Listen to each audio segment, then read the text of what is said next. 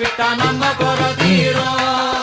அம்மனுக்கு விரதம் ஆதி முதல் இன்று வரை வழக்கம். அம்மனுக்கு விரதம் ஆதி முதல்